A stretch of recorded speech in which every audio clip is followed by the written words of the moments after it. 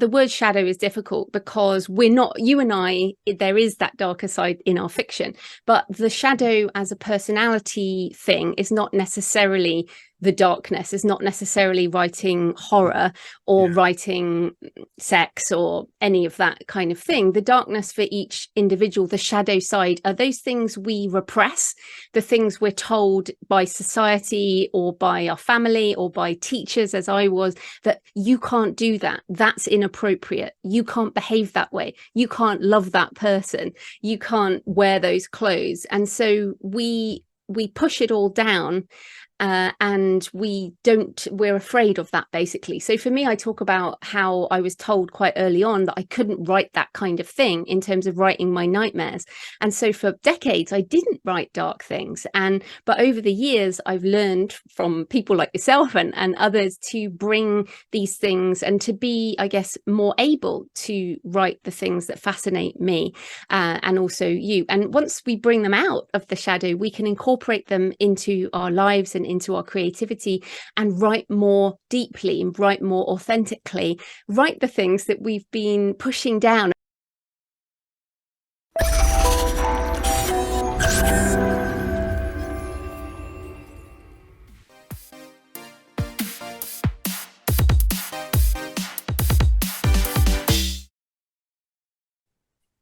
Jo, welcome back to the Stark Reflections podcast. Oh, thanks for having me, Mark. It's been a while. It has been, and I'm so looking forward to getting to see you in a month's time. I guess I'm going to see you in Vegas at 20 Books.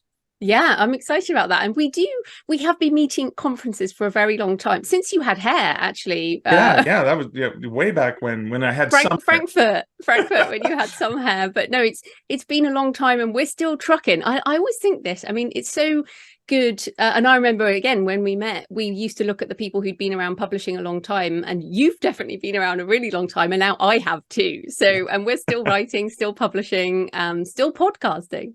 Yeah, and so let's I mean, I want to get into the shadows here in a second, but your podcast, how long is it now? How long 14 years. 14 years and what, 700 episodes? Where are you? 720 or something like that. But yes, it was March 2009. I did the first episode, and this is, I guess, another encouragement for people. I did that first episode. I phoned someone up on an actual phone and put it on speakerphone and recorded it with a little recorder. And that was before Skype, before Zoom, before so many things. I didn't have a clue what I was doing. And that episode's still available on my website. But I think we'll have to play a clip from that sometime. No, please don't. But the funny thing is, I've really grown into podcasting, into writing, and you know this, and for listeners who are just starting out in whatever, it takes time. We didn't have the confidence to talk this way. We haven't prepped things. We can talk to each other, and we can talk about writing and marketing and all that, but we have learned this stuff over the years, and so hopefully that's an encouragement to people. Just get started, however rough and ready it is, and then over the years you can improve. Yeah, and I think there's something about the first book you wrote. How long did it take? Was that one of the ones that kind of like when you finally got it done and you finally launched it? I think it's funny. No, that first my first book was Career Change. What is now Career Change? It's quite short, and it's very old corporate me, sort of trying to break out of things. I did rewrite it later, but it was I think if you go into things wanting to write something massive and also fiction, I feel like non-fiction is quite different to fiction. You and I have obviously done some non-fiction together, The Relaxed Author, and it is a different way of writing. So I didn't really find that first book didn't take too long, but this book, Writing the Shadow, which since we're on a video, I'm gonna show it. Well, what's interesting, the gold foil for people on the audio. But for this book, it's interesting because I first learned about the shadow when I was 18, back when I did what we call A-levels here in the UK. And then I went on to do psychology of religion at university. I later did another degree in psychology. And so I feel like I've been writing this book for almost 30 years, which is kind of crazy in that I've been thinking about how to tap into that darker side of ourselves for decades. And yet I haven't been a good enough writer. I haven't been sure of how to put it into a book. for this long. So that hopefully that's another tip for people. Sometimes there's a book you really want to write, but you might not be ready to write it yet, and that's okay. As much as we encourage writing fast and publishing fast, it's also good to sometimes the books of your heart, the books that you think about all the time, can take a lot of time, and also more confidence in both your craft and I guess confidence in yourself, because you've started reading the book. There's a lot of personal stuff in the book, and that takes courage. And I mean, I'm still afraid of putting it out there, but I think we get used to that. I mean, you still put stuff out there that it's pretty dark in your Mark Leslie persona. So do you ever get scared still? Yeah, all the time. I mean, the fears are what inspire me to write. I'm working on a short story right now for a specific traditional publishing market, and it's a horror anthology. So I'm basically looking at some of the things that scare me, and looking into the darkness, which I think I have to finish writing the Shadow in order to help me with that. So let's get back into that, because you have this amazing persona in the book industry, is upbeat, positive, supportive, helping authors, doing all these things. And yet, I mean, I'm lucky enough to have read several of your novels, and Joe, you got some really amazing darkness there. So do you, Mark. But it feels like it is the right time, because I think this is the perfect book for you, because it has those two beautiful elements of you that, hey, I'm going to help other writers, and B, I'm going to just expose the darkness here. And I love that you're showing how you've embraced the darkness as a writer. Like you even talk about, I think you said it was Desecration was the book that you actually started to feel that you embraced that darkness. Yeah, I think, and obviously, I mean, the word shadow is difficult because you and I, there is that darker side in our fiction, but the shadow as a personality thing is not necessarily the darkness, is not necessarily writing horror or writing sex or any of that kind of thing. The darkness for each individual, the shadow side, are those things we repress, the things we're told by society or by our family or by teachers, as I was, that you can't do that. That's inappropriate. You can't behave that way. You can't love that person. You can't wear those clothes. And so we push it all down. And we're afraid of that, basically. So for me, I talk about how I was told quite early on that I couldn't write that kind of thing in terms of writing my nightmares. And so for decades, I didn't write dark things. But over the years, I've learned from people like yourself and others to bring these things and to be, I guess, more able to write the things that fascinate me and also you. And once we bring them out of the shadow, we can incorporate them into our lives and into our creativity and write more deeply and write more authentically, write the things that we've been pushing down. And there's also the idea of the balloons. If you try and push a balloon underwater, you can hold it down for so long, and then at some point it comes roaring out again. And that's kind of what happens with the shadow. And I love this metaphor of Plato's chariot, which is in the beginning of the book. So for people who don't know, so Plato's chariot, ancient Greek philosopher. So the charioteer, the ancient chariot, and there's two horses, a white horse and a dark horse. And the white horse, to me, and I think to you, like Mark Leslie Lefebvre, like Joanna Penn, is that we stay within the lines. We're very helpful. We're very polite. You're very Canadian. I'm very British. People think of us in a certain way. And yet both of us, you have Mark Leslie and I have JF Penn, we write a darker side that is perhaps our dark horse. And I tried to repress my dark horse for a long time doing my corporate job. I didn't believe I was creative. I didn't believe I could write. And my white horse kind of took control, kept me within the lines, kept me very good girl. And then, but the dark horse would rear up. And for me, it was a lot of alcohol involved often and bad behavior. But by addressing what we're repressing and bringing it into the light. So for me, it was eventually changing my job, becoming an author. And then, like you mentioned, Desecration, that is the book where I was like, why don't I write this stuff I'm fascinated in?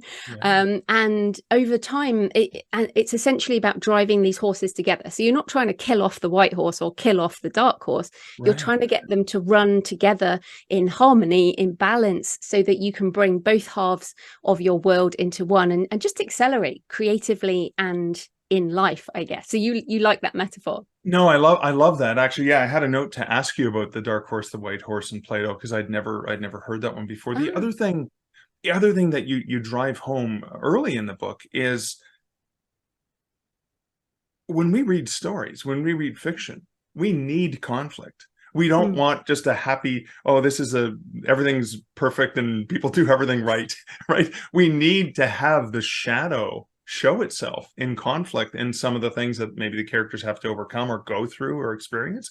And you talk Mm. about how that shadow helps enhance the writer's craft or the quality of the writing too. Yeah, well, I think again, you're right. And I use Colleen Hoover actually later on in the book as an example, because everyone's like, oh, Colleen's amazing. And you read her books and you're like, goodness me, she brings up some dark things about life. And as you say, people don't want happy people in happy land. And in fact, if you start watching a film and there's two people and they're super happy and everything's amazing, you know it's going to go horribly wrong, because that is story, right? That is life. And what I think we're very lucky as writers is we can put ourselves into our art and it will almost dissolve on the page. That's kind of how I felt almost with this book, actually. Things I've been Yeah. thinking about for a long time, I've put out there now on paper, and they've dissolved in my mind. So my nightmares kind of dissolve on the page, and I think that's why a lot of us write horror. It kind of Yeah. does get it out there. But the kind of the point of exploring the shadow is that we can both, I guess, heal ourselves, but also help other people.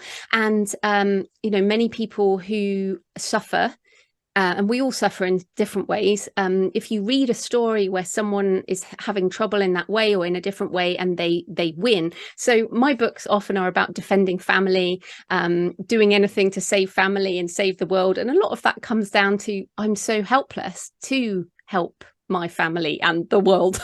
I mean, Right. we all are. So the things we fear, we can put into our writing. But in terms of writing more authentically as well, we're both, well, I'm very pro AI. You're, kind of pro AI as well. But I think you can be pro AI and also recognize that AI will be writing a lot of books, Yeah. will be writing a lot of content. And for me, I will use AI tools to help me with my creative projects. But the only way we are going to be able to stand out in a market full of generated content is by being even more human. Yeah. So the things that really make us us, the challenges we face, the individual mesh of what makes us us. So the things I'm fascinated with overlap with some of the things you are. Like we both like bones, right? You have bones there. I was at the Paris Catacomb on Saturday. We love a lot of skeletons, Of course. but you're a Canadian man, I'm a British woman. We have very different backgrounds, so we are also interested in quite different things. So I think that what makes us us is such an important thing to put in our writing, in order to connect with others and also to liberate ourselves. And so you will grow creatively. You may even grow financially if you take these ideas and kind of put them in your writing. But it certainly takes some courage, Yeah. because you do have to push your boundaries of what you're ready to be judged about. Actually, I was going to ask you this because, again, you're the same. You have the white horse, Mark Lefebvre, and the dark horse, Mark Leslie. Do you sometimes feel that people judge you with your horror self, or do people get surprised about? I remember being surprised when I read one of your stories early when I met you. I was like, oh my goodness, I didn't recognize that in this Canadian. Yeah. Yeah, I think people are surprised if they discover the other persona and they go, "Whoa, you're really going to some dark places. I've never seen you do that." Well, no, I Mm, put on my Stark shirt and I put on my your sports coat. jacket. Yeah, and that becomes part of that realm. But it's also part of and giving the audience what they're looking for, and understanding that, but also on both sides, and you do such an eloquent job of describing that, is you are true to yourself with the white horse, and you are true to yourself with the dark horse. They're Yes. both reality. But I want to spin that back to you, because you talked a little bit about especially with your corporate life and having to party hard and work hard, and you talked about that even when you moved to New Zealand, that struggle with too much alcohol was a real thing. And so I noticed this really interesting pattern in this book, as well as in Pilgrimage. And you talk about your journaling in both, but you share some really deeply personal shadows from that. I mean, in Pilgrimage, you reveal, like, when you're thinking, I can't go on, my feet are bleeding, I just want to collapse, call Jonathan, I want to come home, like all of those moments that obviously you turned it around, but those darkest moments that we normally never share with anyone, you just went, hey, I'm going to open the kimono here, everyone have a look. That's got to be terrifying, right? Yeah, I think fear of judgment has always been big for me and still is big for me. But I think a few things happened.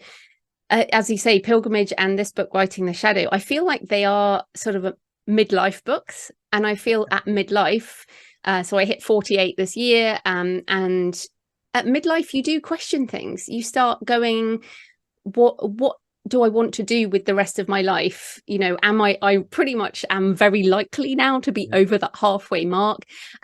So what are also, I had COVID very badly a few years ago, and when I had COVID and really thought, goodness me, people are actually dying, and I was very sick, and I was like, what do I want to do before I die? And you and I have always talked about memento mori, remember you will die, and part of the reason that's my sugar skull behind me on that, and you've got your skulls behind you. I mean, we think about this, but yet it really became very clear to me. And as you say, in Pilgrimage, I talk about my sort of mental health, some sort of thoughts of ending things, and when we talk about these things and we bring them out of the shadow, I think the problem with those kind of thoughts is they are in the shadow. We're ashamed of them. We're embarrassed of them. We're afraid of what people will say. And yet, when we talk about them, when we write these things, people say, you helped me. You changed my life. And I feel like both of us have a lot of books that are less emotional and more practical. And this book, Writing the Shadow, is still practical. There's lots of questions, but it is mainly emotional and psychological. And I know you do this more in your fiction, and I do too, which is we're not telling people how to do things. But with the non-fiction, I feel like this is kind of the memoir aspect is quite new for me, or is new for me. And yet what I have felt is that Pilgrimage certainly helped so many people that it almost released within me the need to share the other things. Now, I'm not going to be doing 2 memoir books a year for the rest of my life, because I feel like I've actually shared a lot. But yet I feel like it's important to share these things. But yeah, I'm afraid of judgment, and still am, but I think it's worthwhile for our own development, and also to help others to get this stuff out there. And if there's anything holding people back, so if you're listening, and if there is anything holding you back in your creative life, and if there isn't anything holding you back, you're the only person around here. If you're not held back by something, that may be something to kind of examine. And I don't know, do you, because you've been writing for longer than me, several decades now, do you still feel you're holding back? I mean, it's difficult to admit to, but are there things, I know your mum died, didn't she? And I mean, that's a big thing in people's lives, but these things happen over time. Obviously I've been divorced, you've been divorced, and these are hurtful things that happen in our lives. So are there things you haven't written about yet that you might do? Tons. I mean, I do hold myself back a lot. I mean, I've explored a lot of fears. I mean, the first book I ever wrote was my fear of my dad dying, and he died 20 years ago, and that's still an unpublished book, and I wrote it while he was alive, And it was kind of funny as I got to the point where my mom died, and I realized in the fictional world the mother had died earlier and the father had died, so this was the son at the point where he had to give up the childhood home, and I just had to experience that myself. And so Yes. I realized that that very first adult book, I mean, I wrote a lot of books when I was a kid that were crap. They Mm, just, 17-year-old sex fantasies and stuff like that, right? Conan the Barbarian Adventures that shall never see the light of day. But this was the first attempt at an actual novel that I wrote a long, long time ago. My dad was still alive and healthy. And mm, and now I'm coming back to it and realizing all of those dark elements in that book that I'm looking at and thinking, oh, I'd love to have a rewrite and see if I could actually now, 25 years later, can I make it better? Can I make it that much better? But there's still so many things when I'm writing. A good friend of mine, Sean Costello, is getting older and has some health issues, and he's mm, writing a memoir for his son, and I'm publishing a single hardcover copy of it for him mm, when he passes, just to give to his only son. mm, And it is, and I'm his only reader and editor of this, because it's the only, he doesn't want anyone else to see it because it's got very deeply mm. personal things that he wants to share with his son that he's never talked about with anyone before. And having gone through this process with Sean, and Sean's still with us, fortunately, just emailing with him last night, but I was inspired to start doing the same thing, and I started working on a memoir for my 19-year-old son. Yeah, In because you have one son as well, right? one Yeah. that I know of. Yeah, just no, I'm just kidding. But it's an old Robin Williams joke. But I do. There's stories, and they're not all dark stories, but there are things that I've never talked to anyone about, that I've Mm, never shared about some of the darkness that I still haven't even put out in fiction. mm. That I just want him to have the full picture, warts and all, sunshine and rainbows, all the things, just so he can have that honest view that probably would be even a lot, maybe even uncomfortable to talk about to this Yeah, day. I And that's mean, been so wonderful, because mm, with that, knowing that no one is going to see it, I'm just, and it's even like, it's very much like journaling. I'm just yes. writing completely from the gut, completely from the heart, just letting it all out. Mm. Which again, I hold back with my fiction. I think in some ways, I still, you can't help it, right? No, and absolutely. And memoir is a very different thing, as I've discovered this year, and a very hard thing. But I mean, it's interesting going back to that unpublished book about your dad and then the family home, which I saw on Facebook, you mentioning that, and this is a big deal. Maybe revisiting that book would be a really interesting thing, but also the stuff you're writing for, it's Alexander, your son, is Yeah, it? yeah, Yeah. yeah, Maybe as you're writing that, some things will come up where you feel like, do you know what? I could share that in some way, yeah, because the fact, I mean, you may hopefully live a really long time. And some of these things, I feel like if we can write them and we can publish them, like I say, they dissolve somehow yeah, onto the page, and we can somehow, yeah, exorcise them in some way. So it may be, and there are some tips in the book for how you can access the shadow, because of course mostly it is hidden. But it's yeah, interesting because one of them is reread some of your older work or some of your journals, because often some of the first things we write are the things where we're not polished, we haven't learned all the craft, and all yeah, these things that are coming up in us appear. So even like my first novel, What Became Stone of Fire, has got things like elements of second chance romance, which is crazy. I didn't even see it before, where Morgan's first husband is killed, and she is afraid to love again, and then she meet, her partner in the arcane secret agency, Jake. There's something there for the future. And it's interesting because that was Jonathan and I got married around that similar time that I was writing that. And so there's a lot in the book, and because my divorce, like yours, I believe, was difficult, like everyone's divorces, these yeah, things are yeah, difficult. And so I think there are things that we put in our fiction that you can see within. Obviously, you and I, we're not serial killers, we don't blow up the world, we're not a lot of that dark stuff, but there yeah, are elements. So if people want to find glimpses of the shadow, look at what your characters are afraid of, the character flaws, the wounds that might be in your character. The other things that I kind of I give, there's lots of tips, but things like what are you triggered by? Yeah, the Triggered, triggers. Yeah. it's a tough word because it's so political, but Yeah. are there things that you react to that other people don't think are that big a deal? Yeah. You know, and sometimes, you know, you think, why am I so angry about that, or why am I so frustrated, and my partner or my, you know, my friend is like not bothered at all, didn't even notice Yeah. that Yeah. happened. So that's quite interesting. Also, what do you judge, what do you criticize in other people? Yeah. And I do have quite, I guess, a what could be a difficult chapter around self-publishing, the shadow in self-publishing, the shadow in traditional publishing.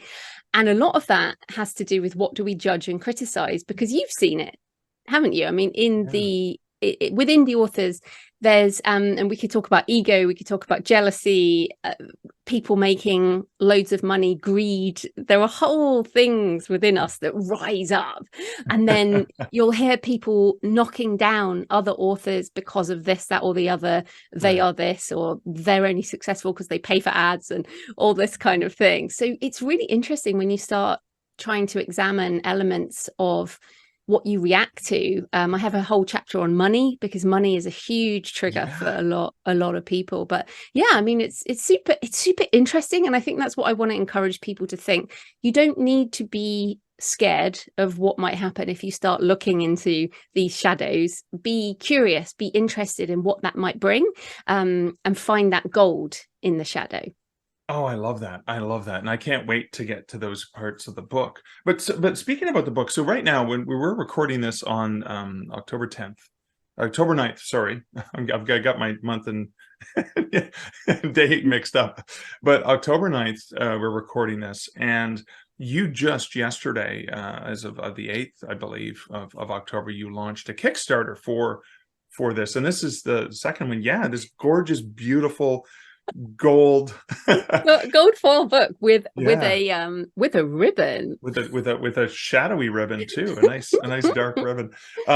So you, I mean, in less than 24 hours, you doubled what you were looking for. Can you talk a little bit about the Kickstarter, the process, Mm. and even how I think things have evolved for you in terms of being reliant upon retailers and then actually being able to sell direct? Yeah, so doing the pilgrimage Kickstarter in February was kind of a test run for this one. And this is a tip for Kickstarters. Like we know, it's another ecosystem, and it's full of people who fund random things. Oftentimes I find myself buying things I never even would have found on another platform, right? Just, Right. or I Yeah. know you do too. And so I think my shift, so I'm coming up to 15 years, as I mentioned, of self-publishing. I started 2008, and for the last 15 years, it very much has been, there's been a focus on the very biggest retailer, which we don't need to mention. And then, of course, Draft Digital, Kobo, as you were involved in, it sort of rose up. So there is we've all focused on the ecosystem of retailers who are companies, big companies. They really like traditional publishers. They don't necessarily care about an individual author's career. They make their money when we make money, and that's brilliant. And we love those retailers, and we love Drafted Digital, we love Kobo, we love Amazon, we love them all, and all the rest. But the point is that I feel like we're moving into this new phase of the author community and the indie author business model, where it's more like the windowing strategy that they use, or they used to use in cinema. Yeah. So the They're still idea of, using traditional publishing.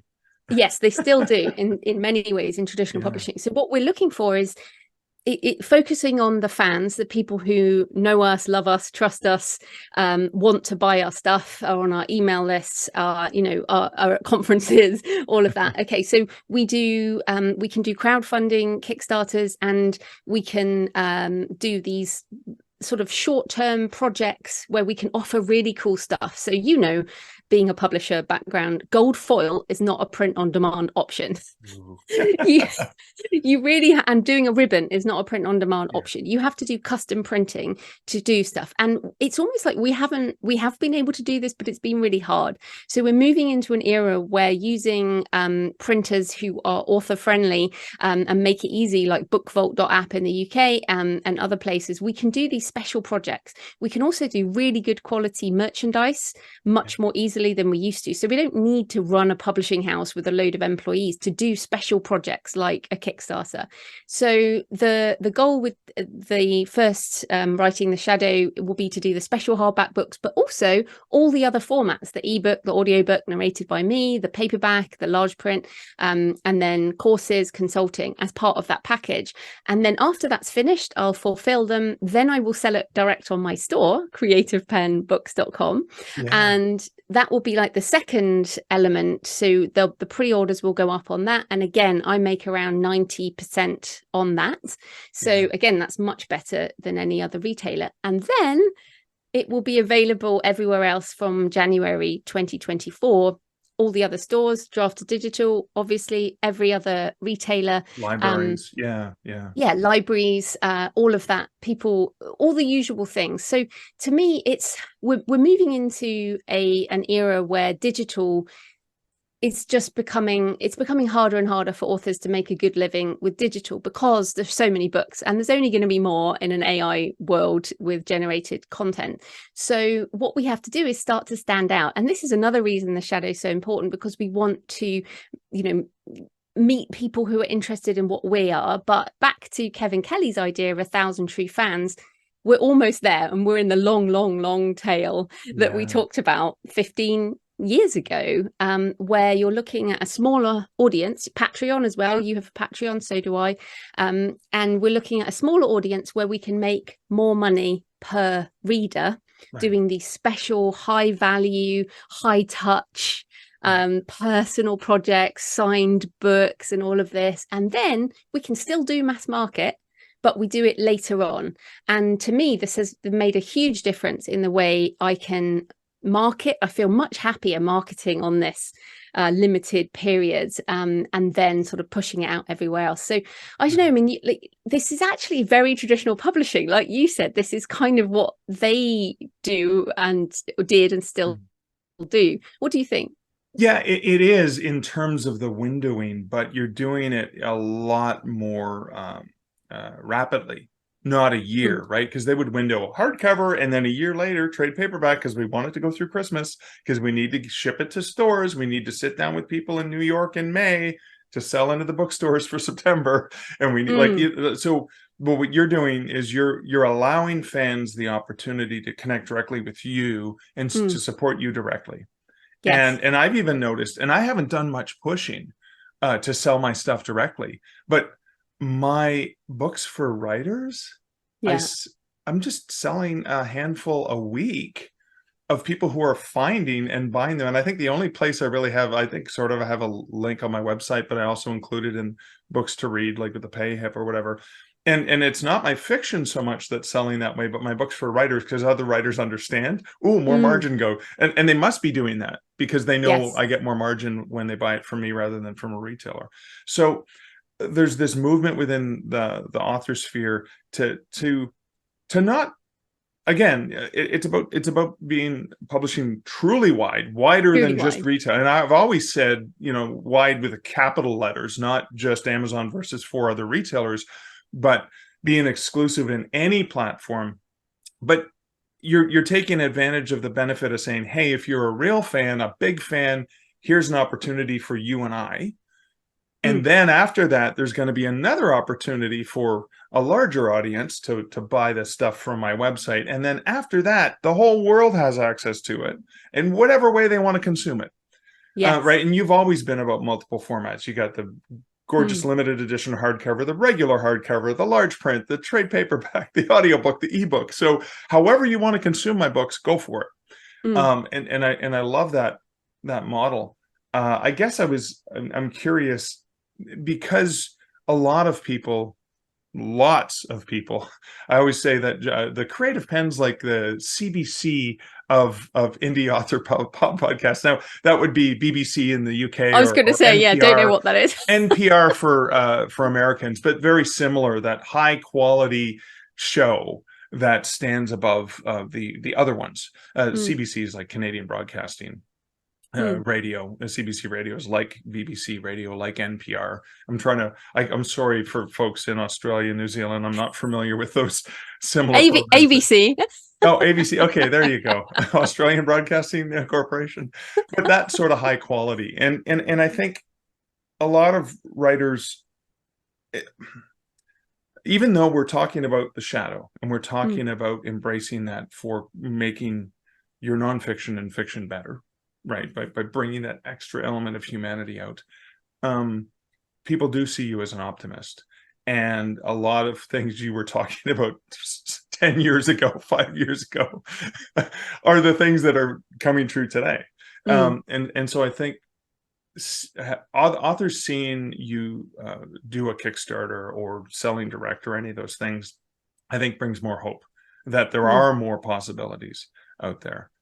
Yeah, I appreciate that. And I mean, I am an optimist, and I think that The Shadow, I feel, is an optimistic book, despite it being a difficult process to identify some of these things. But you're right. And even like this week, as we record this, or last week, Shopify and Spotify, I wish they'd sorted that out. I know. Spotify, the audio company, has now introduced audiobooks. And I've seen loads of authors going, oh no, this is the end of royalties. And I'm like, we've had this so many times. And my attitude was, oh, this is brilliant. I love the Spotify algorithm. The discoverability will be amazing. And the point is that if someone listens to my voice on an audiobook on Spotify, then maybe they go on to listen to a podcast episode, or maybe they go and buy a book, or maybe they visit my website. Maybe then they discover a novel. Maybe later on down the road, they end up being a patron or whatever. And this is how we have to think about things. And again, I think you and I get this because we've been doing this for so long, but it's hard to remember what we're building is an ecosystem. And so that's why I'm saying I feel this is like day one or year one of my next 15 years, which is I'm building a new ecosystem, and we're training our readers. Like you said, you're starting to get direct sales. Every time I look at my phone now, there's like another sale from my Shopify. I've got 2 stores now, creativepenbooks.com, jfpenbooks.com. And though every single person who buys from an author direct, that's a new way of buying. Or if someone just said today, this is my first Kickstarter I've ever supported. And there are new people coming in every day, learning to buy in a different way. And that's what we've got to think about in terms of the positive aspect of creatives making a living. What we also know is that you cannot stay stagnant. You cannot do things the same way now as you did 15 years ago. And what's so funny is when we did a talk at Frankfurt Book Fair, whatever year that was, 2010 or 2012 or something like that, we said, it's a time to do things differently. Yeah. Things are changing. And that was when ebooks were like, oh no, we don't need to do ebooks, or it was all a kind of crazy thing. So that's another thing for people to remember is the business model will keep changing. The websites will keep changing. The opportunities will keep changing. But what doesn't change is writing the books of your heart, writing the books that will help you and will help others. And if you're in control of your intellectual property assets, you can take advantage of whatever comes along. And if you don't control it, you won't be able to. But if you do, I mean, you can choose how to license things, but it is wonderful if you can see an opportunity and then jump on it. But also know this is definitely a long-term game, but with AI powered marketing and what may change in generative search, and I'm researching this at the moment, but how generative search is going to change things, I see as like super hopeful. Again, I'm more excited about the future now than I have been for years. I don't know about you. Oh yeah, no, for sure. I think there's going to be more opportunity. And again, I've been, quoting you about doubling down on your humanity is a very important aspect. But then the other thing is I like to say I love to use AI as a tool. I don't want AI to make me a tool, right? So that's the but when you talked about leveraging your IP, like leaning into the IP and stuff like that, it also seems like there's a parallel between reaching in and understanding that at a much more deeper level than, oh, it's just a book. But then you also talk about, you use the term the gifts of the shadow, and I'd love if you could, explain a little bit more about the gifts of the shadow and how what those gifts mean to you as a creator of fiction, nonfiction, and even the overall Creative Penn brand.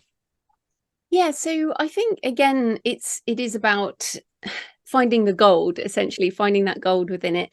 Creatively, I think for me, by being much more personal through Pilgrimage and through this book, Writing the Shadow, I have learned a lot about myself. I've learned a lot about others. So those are gifts. I mean, the gift of and I don't even know where this quote is from, but it's like, after the curse comes the gift.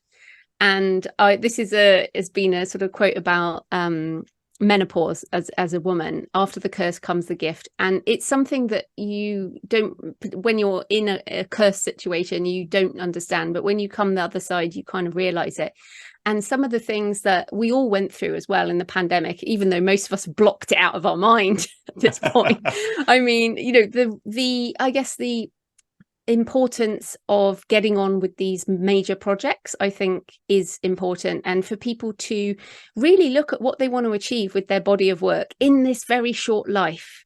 Right. Because it is so short. And I think one of the gifts of the shadow is figuring out the things that are stopping you and dealing with those things. And often those things are not small things, or they're figuring out what they are. So for me, again, I talk about this teacher who said to me, you can't write that kind of thing. And I spent like 20 years thinking I wasn't creative because I was told that. And I want people to think about that little child, the creative child that has been hurt by words or by society. And yes, there may be trauma for some people, but for others, it's not what other people would consider trauma. I mean, so a teacher telling me that what I wrote was not appropriate is hardly trauma, and yet it crippled my creativity for decades. And that's what I want you to think about, is value the things that are holding you back, figure them out through all the questions in the book or other methods, and then turn that into other things. And therefore you're kind of accepting who you are, you're being a more empathetic person, a more accepting person, because if you can recognize the difficulties in yourself, you can recognize it in other people. So it can make you kind of less judgmental. And it's not about blaming others, it's about making things better for you in your life, but also, I guess, removing that creatively, removing a level of self-censorship, of feeling like, yes, I can put that out there. Like, I would love to read your whatever it is, essay or book or whatever it is about losing your childhood home. That fascinates me because I've led one of those lives where I've never had a childhood home. I'm a what they call like a third culture kid who just moved around countries and places, and home is a really difficult thing. That's a whole nother podcast, but home is a thing I don't really get necessarily. So I want to read that from you, and you haven't put that out there, so I can't read it. But a lot of people listening, I bet they're like, oh, I want to read Mark's grief story. Grief story. And let's face it, grief is a human emotion. Universal. That everyone's everywhere. Everyone's going to go through it. And in fact, you're right there. The universal emotions, these are the hardest things to write about, and yet they are the things that touch people the most. So I guess all of those things are gold. You have to decide what gold is for you in terms of what you want to achieve with your creativity, with your author life. But I also think it can turn into money. I mentioned Colleen Hoover, who is earning an absolute ton of money by writing books that touch all of these areas. And in fact, one of her best-selling books, It Ends With Us, it is about her parents' abusive relationship. I mean, super dark, and readers just can't get enough of her work because it touches them. And that's what I want us to do, is we have to touch people with our writing. No other way. Not in an inappropriate way. Not in an inappropriate way. But I mean, even that, that's like a topic that, is like a trigger for some people. So there's something that's interesting in itself. But I also feel like it can help you navigate the way ahead. So I'm really thinking now, as I said, about what other projects I'm going to do that matter to me. For example, I really want to do a Gothic cathedral photo book, which is like Totally, yeah. Exactly. Like either you like Gothic They cathedrals. take my money. I want to buy it. Exactly. Like either you like Gothic cathedrals or you don't. Yeah. And I'm pretty obsessed with them. And I've got pictures from all of, well, not Cemetery from all. book. Yes, a cemetery book, a death culture book, a memento mori book.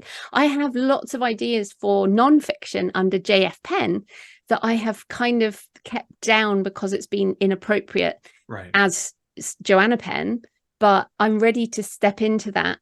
And the Creative Penn podcast will continue. I'm still going to be doing, stuff for writers, but I think I will be more able to create the projects I want because of writing this book. And I hope it helps other people too. Oh man, speaking of helping other people, I just want to, and again, we could talk for hours, but I know we both have deadlines we have to get to. You have questions at the end of every chapter, like in many, I think all of your books. Yeah, all of my nonfiction, yeah. Which is fantastic. But then you also have, and this is available through the Kickstarter, which will still be running because this episode's going live ASAP.